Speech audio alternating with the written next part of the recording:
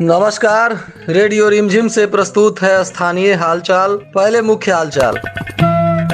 हत्या, लूट, अपहरण और रंगदारी मामले का 50,000 इनामी अपराधी बनरी भेजा गया जेल। नगर निकाय चुनाव की तैयारी तेज, डीएम ने की बैठक में समीक्षा। बिजली के करंट से पूर खास के एक युवक की मौत। बैकुंठपुर के उसरी में मिला लापता युवक का शव, परिजनों में मचा कोहराम। भोरे में नाबालिग से गैंग रेप के सभी 3 आरोपी गिरफ्तार, पुलिस अधीक्षक ने दी जानकारी। स्थानीय हालचाल के इस अंक के साथ मैं अनिकेत मिश्र। अब हालचाल विस्तार से।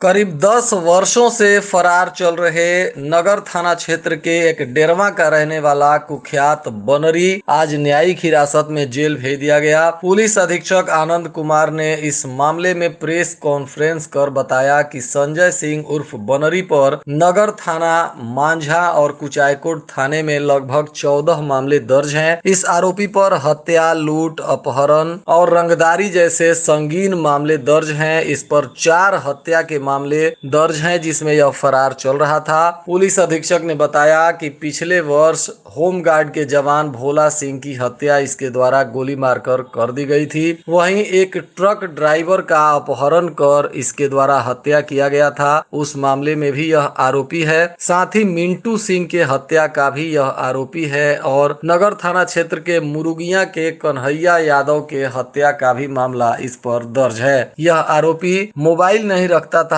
इस वजह से इसको पकड़ने में पुलिस को काफी मशक्कत करनी पड़ी। यह लगभग 10 वर्षों से पुलिस को लगातार चकमा दे रहा था और कई बार पुलिस के द्वारा गिरफ्तार होते होते यह बाल बाल बच गया। पुलिस अधीक्षक ने बताया कि नगर थाना की पुलिस ने इस आरोपी को गिरफ्तार कर काफी बहादुरी का काम किया है। गुप्त सूचना के आधार पर की गई इस कार्रवाई में संजय सिंह उर्फ बनरी के पास से पुलिस को एक अवैध देशी कट्टा तथा 7-8 mm का जिंदा कारतूस मिला है। वहीं एक पल्सर मोटरसाइकिल भी पुलिस ने इस आरोपी के पास से बरामद किया है। पुलिस ने बताया कि इसका एक साथी छापेमारी के दौरान भागने में कामयाब हो गया, परंतु बनरी को पुलिस ने गिरफ्तार कर लिया है और पूछताछ के बाद इसे न्यायिक हिरासत में जेल भेज दिया गया। जिलाधिकारी डॉक्टर नवल किशोर चौधरी के द्वारा साप्ताहिक समीक्षा बैठक की गई जिसमें कई विभागों की समीक्षा की गई, तो वहीं इसके साथ ही नगर निकाय के चुनाव को लेकर चल रही तैयारियों का भी जिलाधिकारी ने समीक्षा किया, जिसमें उप निर्वाचन पदाधिकारी शशि प्रकाश राय ने बताया कि 5 नगर निकायों के चुनाव से संबंधित कोषांग का गठन किया जा चुका है और कुल 18 कोषांग के वरीय पदाधिकारी, नोडल पदाधिकारी और सहयोगी पदाधिकारी चयनित कर लिए गए हैं। इनके नाम की जानकारी भी जिलाधिकारी को दी गई। वहीं ईवीएम और वज्रगृह इत्यादि की भी समीक्षा जिलाधिकारी ने की। साथ ही नगर निकाय के चुनावों की तैयारियों में जिलाधिकारी ने भी पदाधिकारियों को दिशा निर्देश दिया।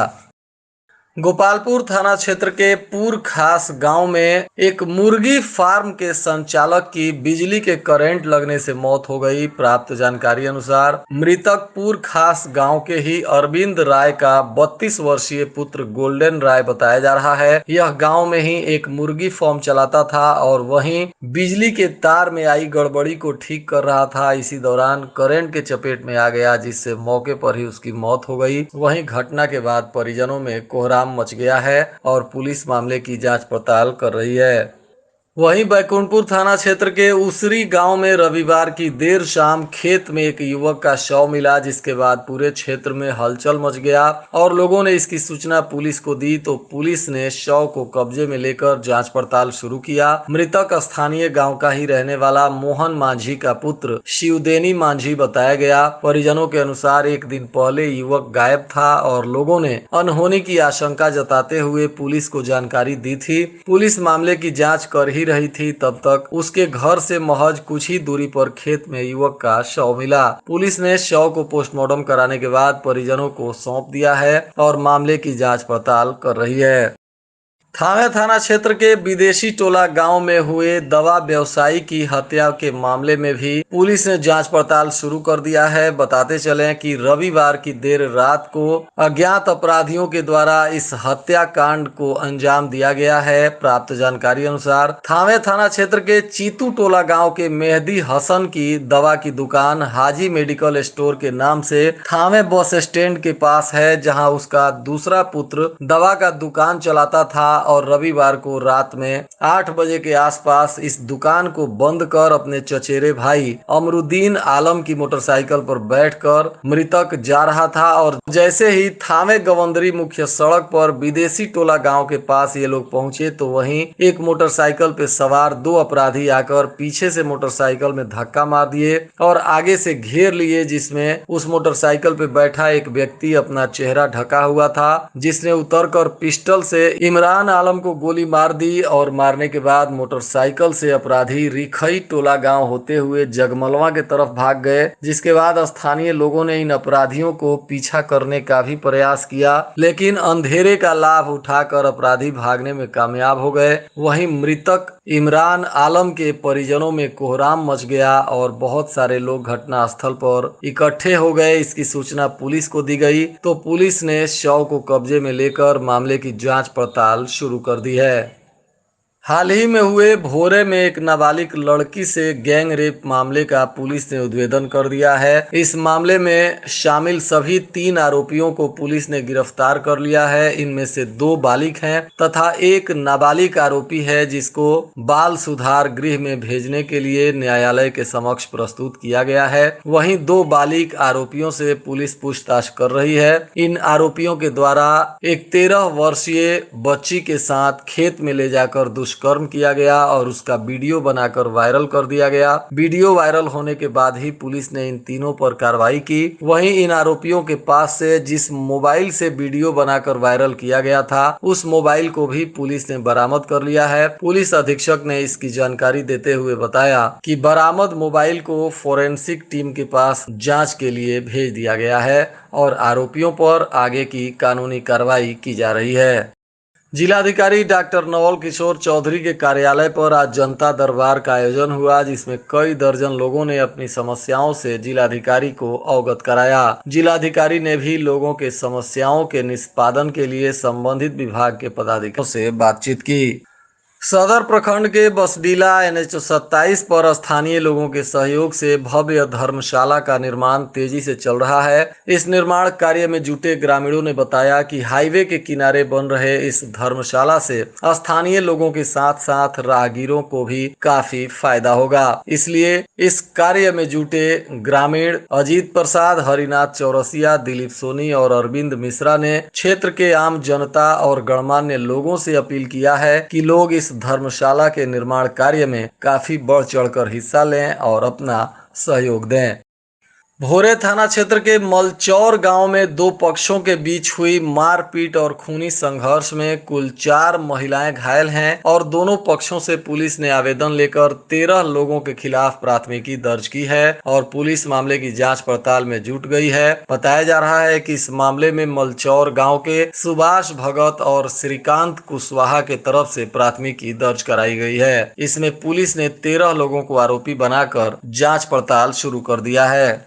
अखंड सौभाग्य की कामना को लेकर हमारी माताएं बहनें हरितालिका तीज व्रत काफी धूमधाम से करती हैं। संयोगवश इस वर्ष हरितालिका तीज व्रत एवं चतुर्थी चंद्र पूजन एक ही दिन यानी कि 30 अगस्त मंगलवार को मनाया जा रहा है। इस संदर्भ में आचार्य पंडित राजेश उपाध्याय ने बताया कि 30 अगस्त मंगलवार को तृतीय प्रातः सूर्योदय के पश्चात दिन के 2:40 तक रहेगा। उसके बाद चतुर्थी तिथि का प्रवेश होगा। इसलिए तीज एवं चतुर्थी चंद्र पूजन दोनों एक ही दिन यानी 30 अगस्त को मनाया जाएगा।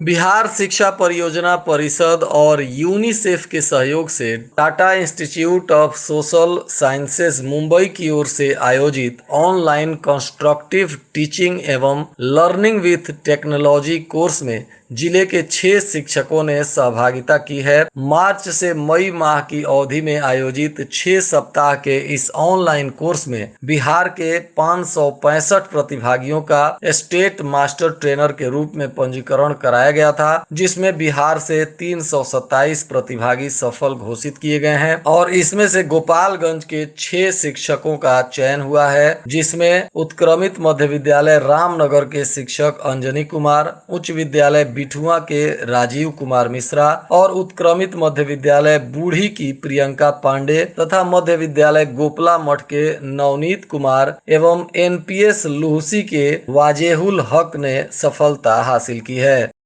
कुचायकोट थाना क्षेत्र के बघौच मंदिर के पास 2 मोटरसाइकिल की जोरदार टक्कर हो गई, जिसमें 4 लोग घायल हैं। इनमें से 2 लोगों की स्थिति गंभीर देखते हुए स्थानीय अस्पताल से सदर अस्पताल में रेफर कर दिया गया, जहां 2 लोगों का इलाज चल रहा है और वहीं इस मोटरसाइकिल पे सवार 2 लोग शराब के नशे में बताए जा रहे हैं, जिन पर पुलिस कार्रवाई करने में जुट गई है।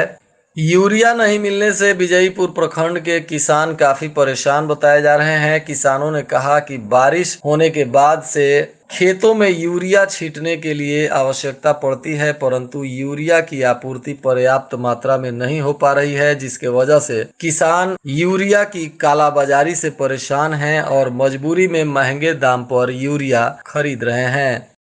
माझा थाना की पुलिस ने गुप्त सूचना के आधार पर अवैध लोडेड देशी कट्टा के साथ एक आरोपी को गिरफ्तार कर लिया है, जिसे पूछताछ के बाद न्यायिक हिरासत में जेल भेज दिया गया। गिरफ्तार आरोपी का नाम अकबर अली बताया जा रहा है, जो बहोरा हाता का रहने वाला है। यह आरोपी अपने ही गांव क्षेत्र के किनारे नहर पर देशी कट्टा लेकर घूम रहा था, तभी इसकी जानकारी किसी ने पुलिस को दे दी और पुलिस ने छापेमारी कर इस आरोपी को गिरफ्तार कर लिया। राष्ट्रीय बाल स्वास्थ्य कार्यक्रम के अंतर्गत गठित चलंत चिकित्सा दलों को डेडिकेटेड मोबाइल हेल्थ टीम की संज्ञा दी गई है, जिनका कार्य आंगनवाड़ी केंद्रों एवं सरकारी तथा सरकारी सहायता प्राप्त विद्यालयों में भ्रमण कर बच्चों के स्वास्थ्य का जांच करना है और रोगग्रस्त पाए जाने वाले बच्चों का इलाज भी सुनिश्चित करवाना है। इसको लेकर अब स्वास्थ्य विभाग ने तैयारी शुरू कर दिया है। और आज के मौसम का तापमान गोपालगंज में न्यूनतम 26 डिग्री सेल्सियस और अधिकतम 34 डिग्री सेल्सियस रहने की संभावना है। अंत में मुख्य हालचाल एक बार फिर। हत्या, लूट, अपहरण और रंगदारी मामले का 50,000 इनामी अपराधी बनरी भेजा गया जेल। नगर निकाय चुनाव की तैयारी तेज, डीएम ने की बैठक में समीक्षा। बिजली के करंट से पूर खास के एक युवक की मौत। बैकुंठपुर के उसरी में मिला लापता युवक का शव, परिजनों में मचा कोहराम। भोरे में नाबालिग से गैंग रेप के सभी 3 आरोपी गिरफ्तार, पुलिस अधीक्षक ने दी जानकारी। इसके साथ ही रेडियो रिमझिम से प्रसारित स्थानीय हालचाल का यह अंक समाप्त हुआ। नमस्कार।